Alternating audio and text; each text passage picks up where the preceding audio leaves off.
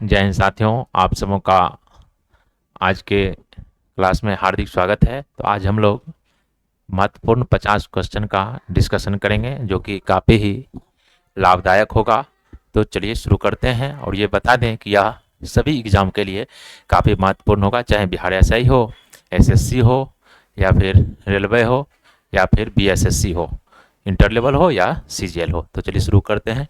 पहला प्रश्न है आज का कि भारतीय संविधान में मौलिक कर्तव्य, भारतीय संविधान में मौलिक कर्तव्यों का उल्लेख किस अनुच्छेद में है।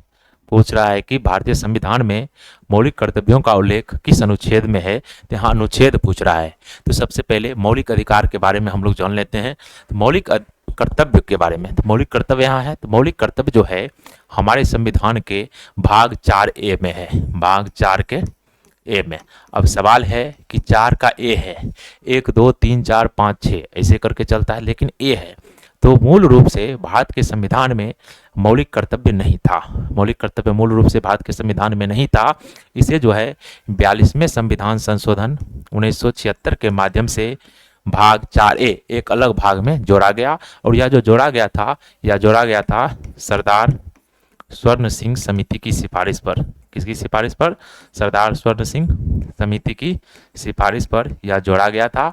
और यह जोड़ा गया था भाग 4A में, और इसके लिए एक अनुच्छेद में इन सभी को जोड़ दिया गया था, अनुच्छेद 51A में। किसमें? अनुच्छेद 51A में यह जो है सभी मौलिक कर्तव्यों का वर्णन है। और शुरू में जो मौलिक कर्तव्य जोड़ा गया था, वह मौलिक कर्तव्य जोड़ा गया था 10 मौलिक कर्तव्य जोड़ा गया था। कितना? 10। लेकिन आपसे अगर पूछे कि वर्तमान में मौलिक कर्तव्य कितने हैं, तो वर्तमान में मौलिक कर्तव्य की जो संख्या है वह 11 है। 11वां मूल कर्तव्य कब जोड़ा गया? तो 11वां मूल कर्तव्य जोड़ा गया 86वें संविधान संशोधन 2002 के माध्यम से जोड़ा गया। और इसमें जो है 6 से 14 वर्ष तक के लिए बच्चों के लिए शिक्षा की व्यवस्था की गई है। 11वें मूल कर्तव्य में काफ़ी इंपॉर्टेंट है। मैंने सभी मूल कर्तव्य को देख लिया। तो मूल कर्तव्य से संबंधित समिति पूछे तो सरदार स्वर्ण सिंह समिति और बर्मा समिति भी थी, लेकिन किसकी सिफारिश पर लागू हुआ? सरदार स्वर्ण सिंह समिति की सिफारिश पर। इन्होंने 8 मौलिक कर्तव्य को जोड़ने की बात की थी, लेकिन 10 मौलिक कर्तव्य को जोड़ा गया और मूल रूप से संविधान में नहीं था। उस समय इंदिरा गांधी की सरकार थी। याद रखिएगा, भारतीय संविधान में मौलिक कर्तव्य का उल्लेख किस अनुच्छेद में है? तो अनुच्छेद 51A। इसका सही आंसर हो जाएगा ऑप्शन ए। अनुच्छेद 36, अनुच्छेद 36 में क्या है? तो जैसा कि भाग 4 आप लोग पढ़े होंगे, अगर आपने नहीं पढ़ा है तो प्लेलिस्ट बना हुआ है, वहाँ पर जाकर आप लोग पॉलिटी का एक एक चैप्टर, एक एक टॉपिक कंप्लीट कर सकते हैं। तो भाग 4 में संविधान के आदर्श नीति निर्देशक तत्व का उल्लेख है। तो संविधान के नीति निर्देशक तत्व का उल्लेख जो है किस भाग में है? भाग 4 में। और अनुच्छेद 36 से लेकर 51 तक। तो इस 36 से लेकर 51 तक के नीति निर्देशक तत्वों में जब भी राज्य का प्रयोग होता है, तो वह जो जिस राज्य का प्रयोग होता है, जिस राज्य मतलब यहाँ पर इसका वर्णन नहीं है, राज्य का मतलब आंध्र प्रदेश, बिहार, यूपी नहीं है। राज्य की क्या परिभाषा होती है मैंने आपको मौलिक अधिकार में बताया है, तो वहाँ से कंप्लीट कर सकते हैं। तो राज्य की परिभाषा जो है अनुच्छेद 36 में है। याद रखिएगा। अनुच्छेद 21A, अनुच्छेद 21 शुरू में था, लेकिन अनुच्छेद 21A जो जोड़ा गया, इसे 86वें संविधान संशोधन 2002 के माध्यम से जोड़ा गया। और अनुच्छेद 21A में क्या जोड़ा गया? तो अनुच्छेद 21A में शिक्षा के अधिकार को मौलिक अधिकार बना दिया गया। शिक्षा का अधिकार को मौलिक अधिकार बना दिया गया। किस संविधान संशोधन के द्वारा? 86वें संविधान संशोधन के द्वारा। और अनुच्छेद 21A में यह वर्णित है। अब अनुच्छेद 50 या अनुच्छेद 50 नीति निर्देशक तत्व का भाग है। तो अनुच्छेद 50 में जो है कार्यपालिका का न्यायपालिका से पृथककरण दर्शाया गया है। कार्यपालिका का न्यायपालिका से पृथककरण किस अनुच्छेद में? तो यह दिखाया गया किस अनुच्छेद में? तो यह हो जाएगा अनुच्छेद 50। काफी इंपॉर्टेंट है, आप लोग याद रखिएगा, काफी इंपॉर्टेंट है। तो नेक्स्ट प्रश्न अब हम देखते हैं। आप लोग इसका स्क्रीनशॉट ले सकते हैं, ले लीजिए।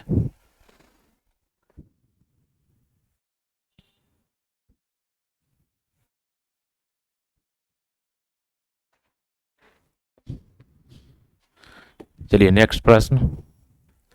नेक्स्ट है कि राष्ट्रपति को आपातकाल घोषित करने की शक्ति किस अनुच्छेद के तहत प्राप्त है? राष्ट्रपति को आपातकाल घोषित करने की शक्ति किस अनुच्छेद के तहत प्राप्त है? तो काफी इंपॉर्टेंट प्रश्न है। तो आपातकाल, सबसे पहले आपातकाल के बारे में हम लोग जान लेते हैं। तो भारतीय संविधान में जो है वर्तमान में 25 भाग है। वर्तमान में कितने भाग है? 25 भाग है। शुरू में मूल रूप से जो भाग था, भाग की संख्या 22 थी, जिससे बाद में संशोधन के उपरांत कुछ भाग को घटाया गया और कुछ भाग को जोड़ा गया। जैसे कि भाग 7 को निरसित कर दिया गया, विलोपित कर दिया गया। किस भाग को? भाग 7 को निरसित कर दिया गया, विलोपित कर दिया गया। वही अन्य भाग को जोड़ा गया। जैसे कि कौन कौन भाग जोड़ा गया? तो भाग 9 का ए जोड़ा गया, 9 का बी जोड़ा गया, 14 का बी जोड़ा गया और साथ ही साथ भाग 4 का ए जोड़ा गया। तब देखिए शुरू में 22 था, लेकिन एक को हटाया गया, तो हटाया गया तो कितना बचा? 21 और 4 को जोड़ दिया गया। अब 4 को जोड़ दिया गया तो वर्तमान में इन सभी को जोड़ने के उपरांत भाग की संख्या कितनी हो जाती है? 25। तो जिसमें से भाग 9A जो जोड़ा गया था किस संविधान संशोधन के माध्यम से? तो 9A जोड़ा गया था 74वें संविधान संशोधन के माध्यम से। वही भाग 9B आपसे पूछे तो यह हो जाएगा 97वें संविधान संशोधन से। भाग 4 का ए जोड़ा गया 42वें संविधान संशोधन से और भाग 14 का बी यह भी जोड़ा गया 42वें संविधान संशोधन 1976 के माध्यम से। क्लियर हो गया होगा। और यह जो जोड़ा गया था 9B 97वां संविधान संशोधन 2011 से और 74वां जो जोड़ा गया था 1992 के माध्यम से। क्लियर हो गया। तो भाग 25 है। अब यह है कि क्वेश्चन है कि राष्ट्रपति को आपातकाल, तो भाग जो है यह 18 में वर्णित है। आपातकाल का वर्णन किस भाग में है? तो आपातकाल का वर्णन है भाग 18 में। पहले तो भाग याद रख लीजिए, भाग 18 में, और भाग 18 में वर्णित है। लेकिन यह किस अनुच्छेद से संबंधित है? तो अनुच्छेद 352 से लेकर 360 तक आपातकाल का वर्णन है। भाग 18 संबंधित है। इसमें भी आपातकाल कई प्रकार के होते हैं और उसमें भी कई प्रकार में से कितने प्रकार के? टोटल 3 प्रकार के। 3 प्रकार के आपातकाल को देखें तो एक होता है राष्ट्रीय आपातकाल, एक होता है राज्य आपातकाल जिसे हम लोग राष्ट्रपति शासन कहते हैं, और एक होता है वित्तीय आपातकाल।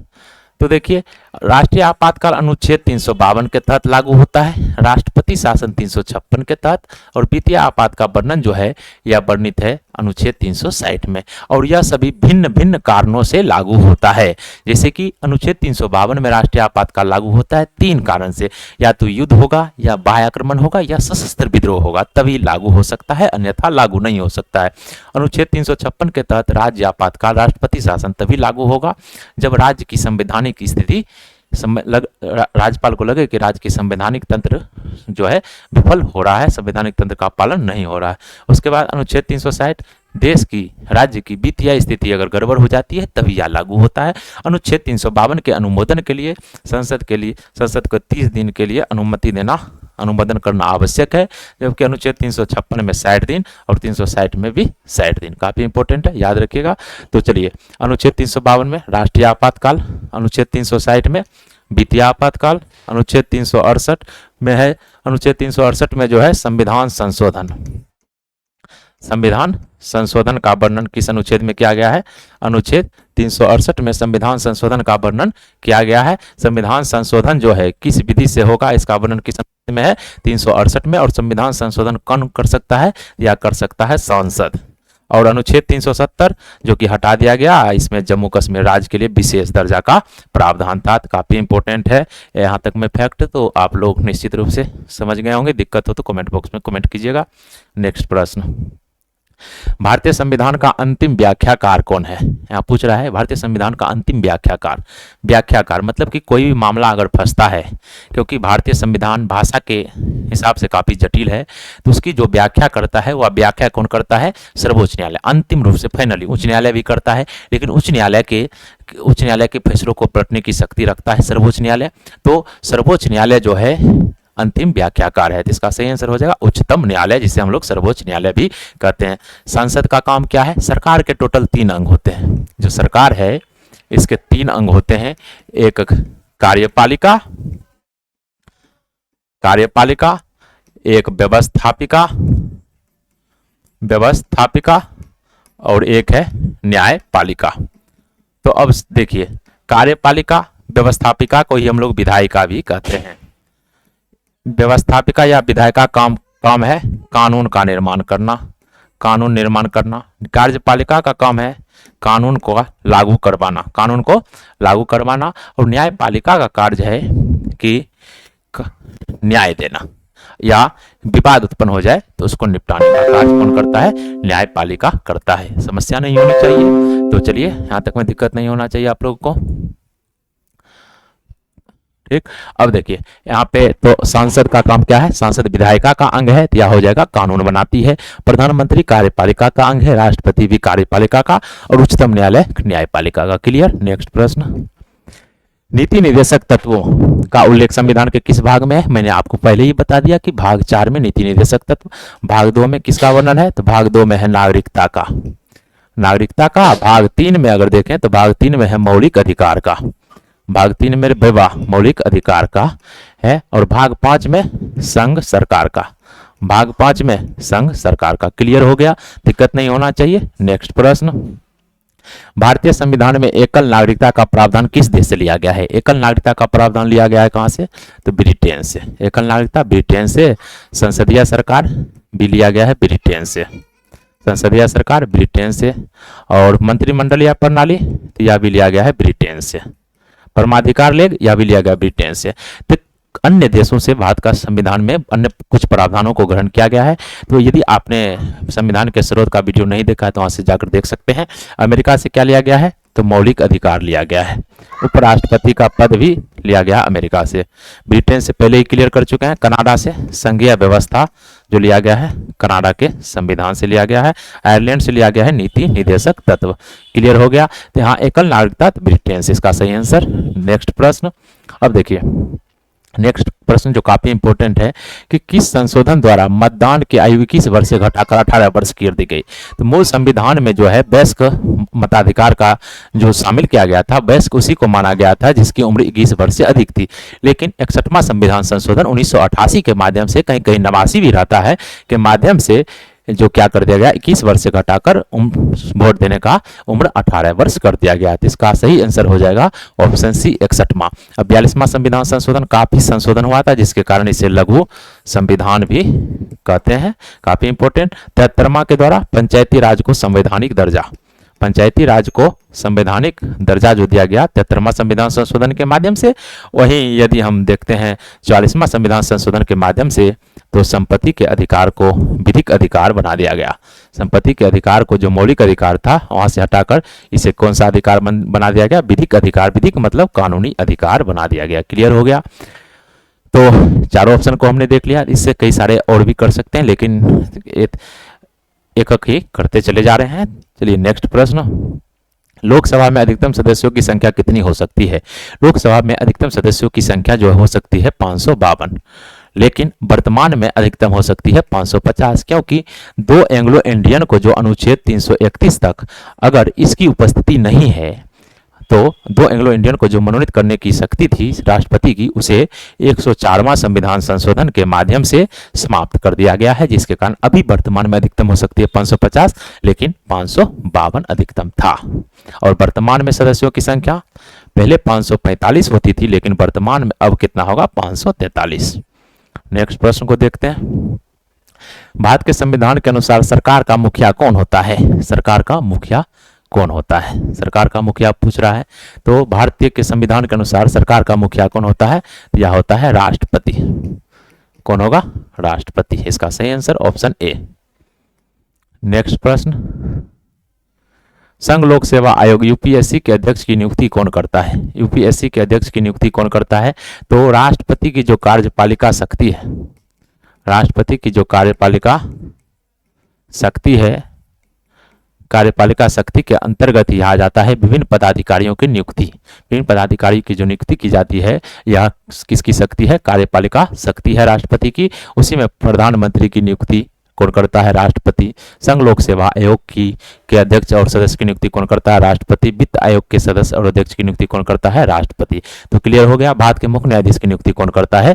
तो राष्ट्रपति करता है। तो इसका सही आंसर हो जाएगा कि संघ लोक सेवा आयोग के अध्यक्ष की नियुक्ति कौन करता है? तो इसका सही आंसर हो जाएगा राष्ट्रपति। क्लियर हो गया, दिक्कत नहीं होना चाहिए, काफी इंपॉर्टेंट है, याद रखिएगा। तो चलिए नेक्स्ट प्रश्न को देख लेते हैं अब हम लोग।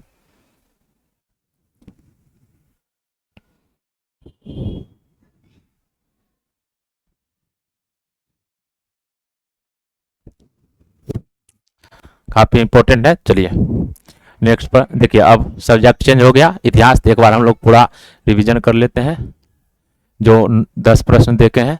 तो पहला है, भारतीय संविधान के किस अनुच्छेद के तहत वित्त आयोग का गठन किया जाता है? ये छूट गया था। भारतीय संविधान के किस अनुच्छेद के तहत वित्त आयोग का गठन किया जाता है? वित्त आयोग का गठन किया जाता है अनुच्छेद 280 के अंतर्गत, और 226 के अंतर्गत जो है उच्च न्यायालय मौलिक अधिकार पर रीट जारी कर सकता है 226 के तहत। तो याद रखिएगा, काफी इंपॉर्टेंट है। और 245 के तहत संसद कानून निर्माण कर सकती है, काफी इंपॉर्टेंट है। और 270 के तहत राज्य केंद्र जो है करों को वसूलेगा और राज्य और केंद्र के बीच जो है बांट देगा। क्लियर हो गया। उसके बाद नेक्स्ट प्रश्न था भारतीय संविधान मौलिक कर्तव्य, तो 51A में। उसके बाद राष्ट्रीय आपातकाल घोषित करने की शक्ति किस अनुच्छेद के तहत? 352। उसके बाद भारतीय संविधान का अंतिम व्याख्याकार सर्वोच्च न्यायालय। नीति निर्देशक तत्व का उल्लेख भाग 4 में। भारतीय संविधान में एकल नागरिकता ब्रिटेन से। किस संशोधन द्वारा मतदान की आयु 21 वर्ष घटाकर 18 वर्ष? 61वां संविधान संशोधन। लोकसभा में अधिकतम सदस्य की संख्या 552। उसके बाद भारत के संविधान के अनुसार सरकार का मुखिया कौन होता है? देखिए, सरकार का मुखिया प्रधानमंत्री होता है। सरकार का मुखिया प्रधानमंत्री। सरकार का जो मुखिया होगा वह होगा प्रधानमंत्री। वही राज्य का मुखिया अगर पूछे तो हो जाएगा राष्ट्रपति। क्लियर। नेक्स्ट प्रश्न, संघ लोक सेवा आयोग की अध्यक्ष की नियुक्ति राष्ट्रपति करता है। उसके बाद अब आइए इतिहास में, काफी इंपॉर्टेंट है। ताजमहल का निर्माण किसने करवाया था? तो ताजमहल का निर्माण करवाया था शाहजहां ने। ताजमहल का निर्माण शाहजहां ने करवाया था, काफी इंपॉर्टेंट है। तो शाहजहां ने, याद रखिएगा। मयूर सिंहासन का निर्माण किसने करवाया था? मयूर सिंहासन का निर्माण किसने करवाया था? शाहजहां ने। स्थापत्य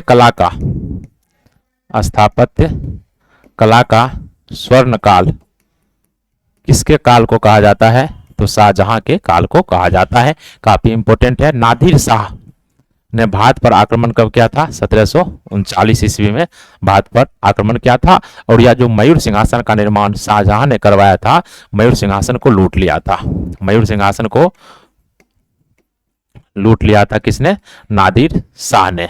और मयूर सिंहासन का निर्माण करता कौन था? बेबादल खान। बेबादल खान। और इस समय जब नादिर शाह आक्रमण किया था तो उस समय कौन था मोहम्मद शासक? तो वह था मोहम्मद शाह।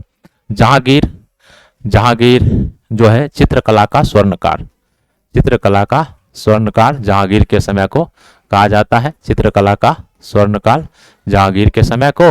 और शेरशाह सूरी जिसने रुपया, चांदी का रुपया नामक सिक्का चलाया था, शेरशाह सूरी ने।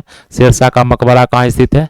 शेरशाह का मकबरा स्थित है सासाराम में। और शेरशाह ने हुमायूं को 2 युद्ध में जो हराया था, एक था बिलग्राम या कन्नौज का युद्ध जो 1540 ईस्वी में लड़ा गया था, और एक जो था 1539 ईस्वी में युद्ध हुआ था, यह था चौसा का युद्ध। तो काफी इंपॉर्टेंट है। तो चैप्टर वाइज हम लोग करा ही रहे हैं, इसलिए थोड़ा थोड़ा डिस्कशन लेकर चल रहे हैं क्योंकि काफी लंबा वीडियो हो जाएगा। तो नेक्स्ट प्रश्न, नालंदा विश्वविद्यालय की स्थापना किसने की थी? तो नालंदा विश्वविद्यालय की स्थापना की थी कुमारगुप्त ने। किसने की थी? कुमारगुप्त प्रथम ने की थी। चंद्रगुप्त मौर्य, चंद्रगुप्त द्वितीय कहिए या चंद्रगुप्त मौर्य, तो जो रहेगा उसके अनुसार अलग अलग डिस्कशन हो जाएगा। चंद्रगुप्त मौर्य मौर्य वंश के संस्थापक थे, जबकि चंद्रगुप्त द्वितीय गुप्त वंश के शासक थे। समुद्रगुप्त भारत का नेपोलियन कहा जाता है, विंसेंट आर्थर स्मिथ ने कहा था। हर्षवर्धन जो कि 5वां एक तरह से बौद्ध संगीति जो कहा जाता है, हर्षवर्धन के समय में ही आयोजित हुआ था। तो नेक्स्ट प्रश्न, मौर्य राजवंश का संस्थापक कौन था? जस्ट अभी हमने देखा चंद्रगुप्त मौर्य। बिंबिसार किस वंश का था? तो बिंबिसार था हर्यक वंश का। वही आपसे पूछे कि बिंदुसार किस वंश का था, तो बिंदुसार हो जाएगा मौर्य वंश का। काफी इंपॉर्टेंट है। चंद्रगुप्त मौर्य के बाद गद्दी पर कौन बैठा था? बिंदुसार। बिंदुसार को अमित्रघात भी कहा जाता है। अमित्रघात की उपाधि बिंदुसार ने ग्रहण की थी। अशोक को पुराण में अशोक वर्धन कहा गया है। अशोक महान सम्राट था। और कलिंग का युद्ध जो 261 ईसा पूर्व में काफी इंपॉर्टेंट युद्ध है, लड़ा था अशोक। अशोक के 14 शिलालेख हैं जो अलग अलग जगह से प्राप्त हुए हैं। तो चलिए थोड़ा थोड़ा डिस्कशन लेकर चलते हैं। राजहड़प नीति किसने शुरू की थी? तो राजहड़प नीति शुरू की थी किसने? तो राजहड़प नीति डॉक्ट्रिन ऑफ लेस या लॉर्ड डलहौजी ने शुरू की थी। और सबसे पहले 1848 ईस्वी में इसने हड़पा था किसको? सतारा को। उसके बाद संबलपुर को। ठीक, तो सबसे पहले सतारा को याद रखिएगा। और लॉर्ड वेलेस्ली सहायक संधि को लागू किया था। सहायक संधि को लागू किसने किया था? लॉर्ड वेलेस्ली ने। और सबसे पहले सहायक संधि किसके साथ हुआ था? हैदराबाद के निजाम के साथ। ठीक, डलहौजी भी इसका सही आंसर तो क्वेश्चन का हो जाएगा डलहौजी। विलियम बेंटिक सती प्रथा का अंत किसने किया था? विलियम बेंटिक ने। लॉर्ड कैनिंग पोर्टफोलियो प्रणाली की शुरुआत। पोर्टफोलियो प्रणाली की शुरुआत किसने किया था? कैनिंग ने। तो चलिए, बहुत सारे पॉइंट बन सकते हैं, लेकिन आगे बढ़ते हैं। आप लोग स्क्रीनशॉट ले सकते हैं।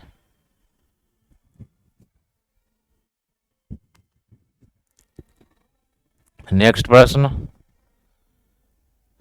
खिलाफत आंदोलन का नेतृत्व किसने किया था? खिलाफत आंदोलन जो हुआ था 1919 ईस्वी में शुरू हुआ था, 1919-20 में। तो इसका नेतृत्व किया था अली बंधु ने, शौकत अली और मोहम्मद अली ने। नेक्स्ट प्रश्न, भारत का नेपोलियन किसे कहा जाता है? तो भारत का नेपोलियन कहा जाता है किसे? तो भारत का नेपोलियन समुद्रगुप्त को। नेक्स्ट प्रश्न, डिस्कवरी ऑफ इंडिया पुस्तक के लेखक कौन है? डिस्कवरी ऑफ इंडिया पुस्तक के लेखक कौन है? तो Jawaharlal Nehru, Pandit Jawaharlal Nehru. India divided, doctor Rajendra Prasad. ठीक, सत्य के साथ मेरे प्रयोग, माई एक्सपेरिमेंट्स विथ ट्रूथ के लेखक कौन है? माई एक्सपेरिमेंट विथ ट्रूथ के लेखक कौन है? महात्मा गांधी। कौन हो जाएगा? महात्मा गांधी। काफी इंपॉर्टेंट है। बाल गंगाधर तिलक के पुस्तक का नाम क्या है? आप लोग बता सकते हैं कमेंट बॉक्स में। तो बाल गंगाधर तिलक के जो पुस्तक का नाम है कमेंट में अवश्य बताइएगा। लाला लाजपत राय, सुभाष चंद्र बोस, ये तीनों राष्ट्रीय नेता थे। तो सुभाष चंद्र बोस फॉरवर्ड ब्लॉक की जो स्थापना किसने? सुभाष चंद्र बोस ने। और 1938 ईस्वी में और 1939 ईस्वी में यह भारतीय राष्ट्रीय कांग्रेस के अध्यक्ष निर्वाचित हुए थे। और लाला लाजपत राय, लाल बाल पाल, तीनों में से मात्र लाला लाजपत राय ही भारतीय राष्ट्रीय कांग्रेस के अध्यक्ष बने थे। कौन बने थे? लाला लाजपत राय ही कांग्रेस के अध्यक्ष बने थे। काफी इंपॉर्टेंट है, याद रखिएगा। भारतीय राष्ट्रीय कांग्रेस की पहली महिला अध्यक्ष कौन थी? भारतीय राष्ट्रीय कांग्रेस की पहली महिला अध्यक्ष, तो पहली महिला अध्यक्ष पूछ रहा है, तो पहली महिला अध्यक्ष हो जाएगा भारतीय राष्ट्रीय कांग्रेस की एनी बेसेंट, जो 1917 ईस्वी में जो है कलकत्ता अधिवेशन में अध्यक्षता की थी। जबकि पहली भारतीय महिला राष्ट्रीय अध्यक्ष अगर पूछे तो वह हो जाएगा सरोजनी नायडू, जो कि 1925 के कानपुर अधिवेशन में अध्यक्षता की थी। क्लियर? इसका सही आंसर इस क्वेश्चन का हो जाएगा एनी बेसेंट। नेक्स्ट, 1857 के प्रथम स्वतंत्रता संग्राम के दौरान शहंशाह हिंदुस्तान किसे घोषित किया गया था? सैनिकों ने घोषित कर दिया था बहादुर शाह जफर को, जिसे शाह ए बेखबर तो बहादुर शाह प्रथम को कहा जाता था। शाह ए बेखबर या कहा जाता था बहादुर शाह प्रथम को। जबकि द्वितीय जो था अंतिम शासक भी, अंतिम मुगल सम्राट भी साबित हुआ था बहादुर शाह जफर द्वितीय। इससे बाद में रंगून भेज दिया जाता है। रानी लक्ष्मीबाई जो मारी गई थी कालपी के युद्ध में, कालपी के युद्ध में 1857 के युद्ध में इन्होंने भाग लिया था। ठीक, काफी इंपॉर्टेंट है। नाना साहब कानपुर से भाग लिया था। टाटिया टोपे इनके सेनापति के रूप में भाग लिए थे। ऐसे ही शुरू में ग्वालियर से लड़ रहे थे। बहादुर शाह जफर दिल्ली से, और दिल्ली से सैन्य नेतृत्व कौन कर रहा था? तो वह बख्त खान। रानी लक्ष्मीबाई कहाँ से? तो झांसी से। काफी इंपॉर्टेंट। नेक्स्ट प्रश्न, अब भूगोल काफी इंपॉर्टेंट है। तो भारत की सिलिकॉन वैली के नाम से किस शहर को जाना जाता है? सिलिकॉन वैली के नाम से जाना जाता है बेंगलोर को। इसका सही आंसर ऑप्शन डी। नेक्स्ट प्रश्न, किस वर्ष दिल्ली भारत की राजधानी बनी? दिल्ली भारत की राजधानी किस वर्ष बनी? या घोषणा जो हुआ था दिल्ली के भारत की राजधानी बनने की, या घोषणा हुआ था 1911 में, लेकिन बनी कब थी? तो 1912 में। इसका सही आंसर ऑप्शन बी। नेक्स्ट, किस नदी को बिहार का शोक कहा जाता है? तो बिहार का शोक किस नदी को कहा जाता है? क्योंकि ये अपना मार्ग बदलती रहती है, जिसके कारण कोसी को बिहार का शोक कहा जाता है। भारत की सबसे बड़ी नदी गंगा नदी है। गंगा नदी बिहार के कितने जिलों से गुजरती है? तो 12 जिलों से होकर गुजरती है। दामोदर को बंगाल का शोक कहा जाता था। जबकि यमुना जो है गंगा की सहायक नदी है, और भारत की सबसे लंबी सहायक नदी यमुना है। नेक्स्ट प्रश्न, कर्क रेखा भारत के कितने राज्यों से होकर गुजरती है? कर्क रेखा भारत के 8 राज्यों से टोटल होकर गुजरती है, जिसमें यह सबसे कम गुजरती है राजस्थान से, और सबसे अधिक यह जो गुजरती है मध्य प्रदेश से गुजरती है। काफी इंपॉर्टेंट है। 8 राज्य से राजस्थान, मध्य प्रदेश, गुजरात, पश्चिम बंगाल। तो टोटल याद रखिएगा कि मित्र पर गमछा झाड़ ट्रिक से सभी राज्य को याद रख सकते हैं आप। मित्र पर गमछा झाड़ से याद रख सकते हैं मिजोरम, त्रिपुरा, पश्चिम बंगाल, राजस्थान, गुजरात, मध्य प्रदेश, छत्तीसगढ़ और झारखंड। क्लियर। नेक्स्ट, भारत में सबसे लंबी तटरेखा वाला राज्य कौन सा है? सबसे लंबी तटरेखा वाला राज्य पूछ रहा है तो वह हो जाएगा गुजरात, सबसे लंबी। और दक्षिण भारत में सबसे लंबी तटरेखा वाला राज्य पूछे तो वह हो जाएगा आंध्र प्रदेश। तो दूसरी तटरेखा सबसे लंबा गुजरात, उसके बाद आंध्र प्रदेश का, उसके बाद तमिलनाडु का, फिर महाराष्ट्र का। काफी इंपॉर्टेंट है। तो सबसे पहला स्थान पर गुजरात, दूसरा स्थान पर आंध्र प्रदेश, तीसरा स्थान तमिलनाडु, चौथा महाराष्ट्र। वही सबसे छोटा कम लंबी तटरेखा वाला राज्य पूछे तो वह हो जाएगा गोवा। सबसे कम लंबी तटरेखा वाला राज्य अगर पूछे तो हो जाएगा गोवा।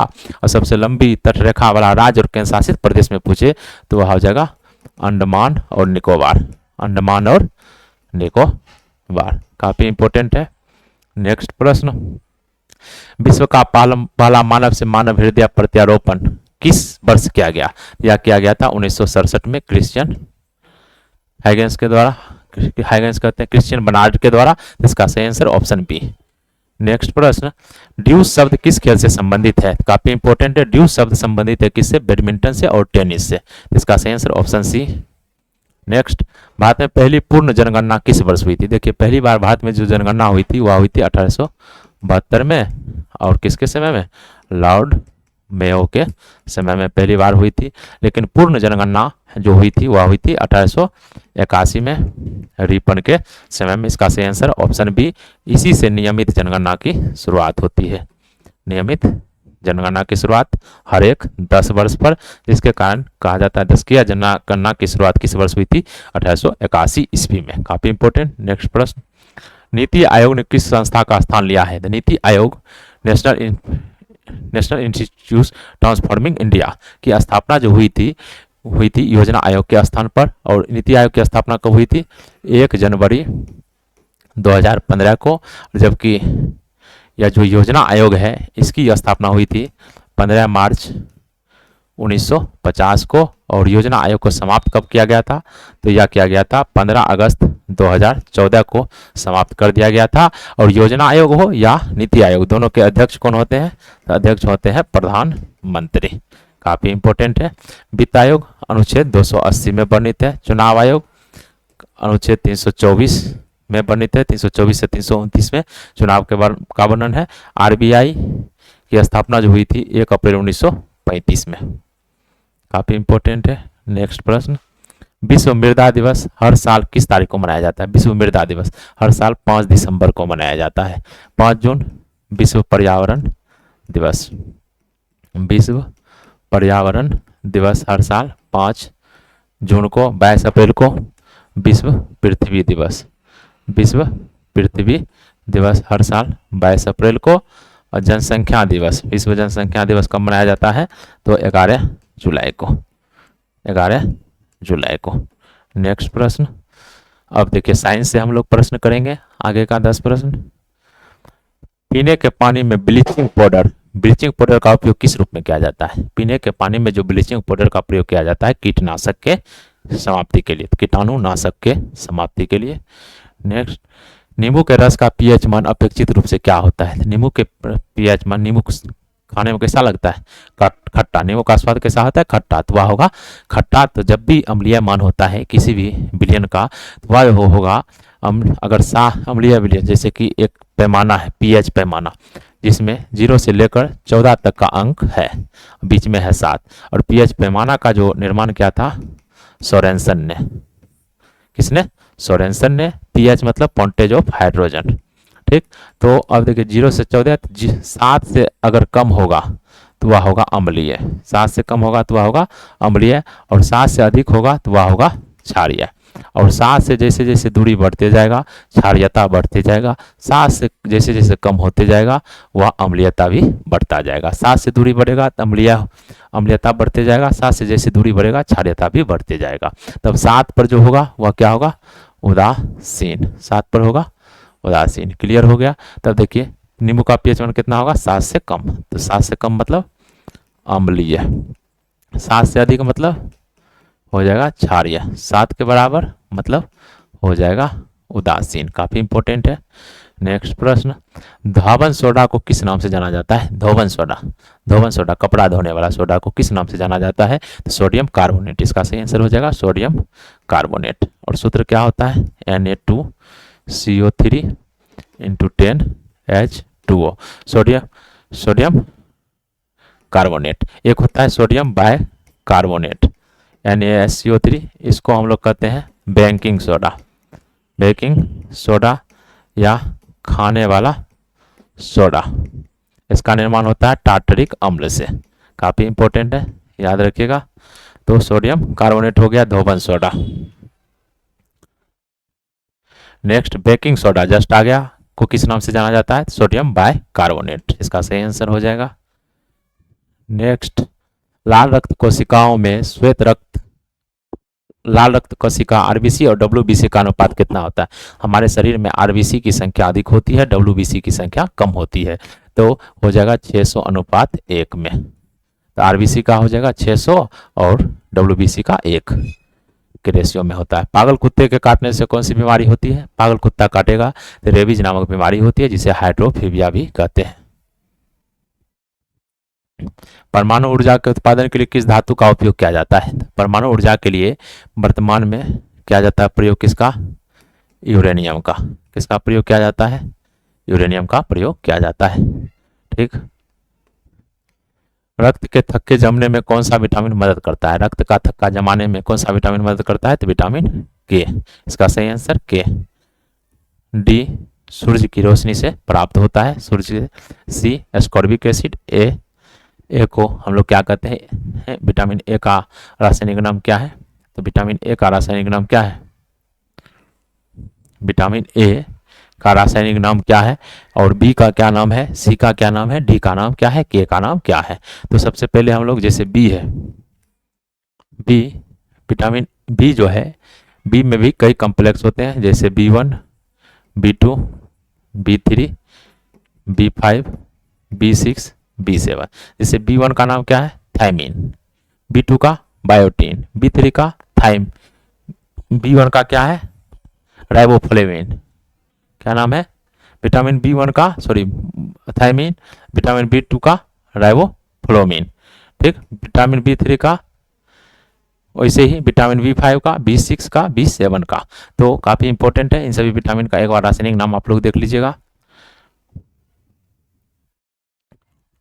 मस्तिष्क का कौन सा भाग जो है सांस को नियंत्रित करता है? मस्तिष्क का कौन सा भाग सांस को नियंत्रित करता है? तो मेडुला ऑब्लंगेटा, जो मस्तिष्क का पिछला भाग होता है। इसका सही आंसर ऑप्शन सी सेरिबेलम। मस्तिष्क का सबसे छोटा भाग, मस्तिष्क का सबसे छोटा भाग है सेरिबेलम। और मस्तिष्क का सबसे बड़ा जो भाग है वह है सेरिबरम, सेरिबरम। और बुद्धि का केंद्र भी सेरिबरम है। हाइपोथैलेमस मस्तिष्क का ही भाग है, या ग्रंथि भी है, जो सुपर मास्टर ग्रंथि भी कहते हैं हाइपोथैलेमस को। नेक्स्ट प्रश्न, वर्षा की बूंदे गोलाकार किस कारण प्राप्त होता है? वर्षा की बूंद गोलाकार होती है पृष्ठीय तनाव के कारण। पृष्ठीय तनाव T बराबर FL। इसका SI मात्रक न्यूटन प्रति मीटर होता है।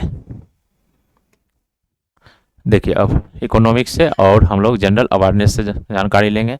तो पहला क्वेश्चन है, कौन सा निकाय भारत में बीमा क्षेत्र को नियंत्रित करता है? बीमा क्षेत्र को नियंत्रित करता है इरडाई। पुलित्जर पुरस्कार किस क्षेत्र में उत्कृष्ट कार्य के लिए दिया जाता है? इसकी शुरुआत हुई थी 1917 में, इसकी साहित्य और पत्रकारिता के क्षेत्र में। नेक्स्ट, सरस्वती सम्मान प्रतिवर्ष किस क्षेत्र में उत्कृष्ट योगदान के लिए? सरस्वती सम्मान जो है के बिरला फाउंडेशन के द्वारा 1991 से दिया जा रहा है, या दिया जाता है साहित्य के क्षेत्र में। नेक्स्ट प्रश्न, संगीत के क्षेत्र में कौन सा पुरस्कार दिया जाता है? संगीत में दिया जाता है ग्रैमी। और फिल्म में जो सबसे प्रचलित है भारत में, दादा साहब फाल्के पुरस्कार। दादा साहब फाल्के ऑस्कर पुरस्कार जो विश्व का सबसे सर्वोच्च पुरस्कार है, फिल्म के क्षेत्र में दिया जाता है। नेक्स्ट, खाद्यान्न के भंडार के लिए कौन सी संस्था जिम्मेदार है? FCI, जिसका गठन 1965 में। RBI तो मौद्रिक नीति जारी करता है, स्थापना 1935 में। सेबी स्टॉक मार्केट को नियंत्रित करने का काम करता है सेबी। अब बीमा वाला हो जाएगा एयरडाई। या नीति आयोग जो है स्थापना हुआ था 2015 में। नेक्स्ट, टॉक्सेशन कराधान किसका उपकरण है? तो टॉक्सेशन जो है या राजकोषीय नीति का उपकरण है। इसका सही आंसर ऑप्शन बी। नेक्स्ट प्रश्न, भारत की पहली महिला राज्यपाल कौन थी? भारत की पहली महिला राज्यपाल थी सरोजिनी नायडू। और कहाँ बनी थी? तो उत्तर प्रदेश की। भारत की पहली महिला मुख्यमंत्री सुचेता कृपलानी, यह भी यूपी की बनी थी। भारतीय राष्ट्रीय कांग्रेस की पहली महिला अध्यक्ष जो थी वह थी एनी बेसेंट। और उसके बाद भारत की पहली महिला प्रधानमंत्री इंदिरा गांधी। नेक्स्ट प्रश्न, आत्मनिर्भर भारत का मुख्य फोकस क्या है? भारत को आत्मनिर्भर बनाना, देश को आत्मनिर्भर बनाना। नेक्स्ट प्रश्न, भारत में केंद्रीय बजट कौन तैयार करता है? तो केंद्रीय बजट जो तैयार करता है वह करता है वित्त मंत्रालय। और इसे पेश अनुच्छेद 112 के तहत लोकसभा में कौन करवाता है? तो राष्ट्रपति। क्लियर। गटका नृत्य भारत के किस राज्य से जुड़ा है? गटका नृत्य किस राज्य से जुड़ा हुआ है? तो गटका हो जाएगा पंजाब से, राजस्थान से, धूमर नृत्य राजस्थान से, और महाराष्ट्र से, और केरल से। आप लोग लिखिएगा, एक केरल का बता देते हैं। कथकली कहाँ का है? केरल का। कथकली कहाँ का है? केरल का। और महाराष्ट्र का आप लोग कमेंट बॉक्स में लिखिएगा।